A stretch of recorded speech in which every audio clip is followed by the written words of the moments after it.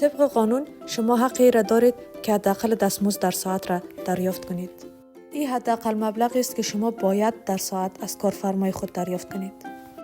حداقل دستمزد شما به سن شما بستگی دارد.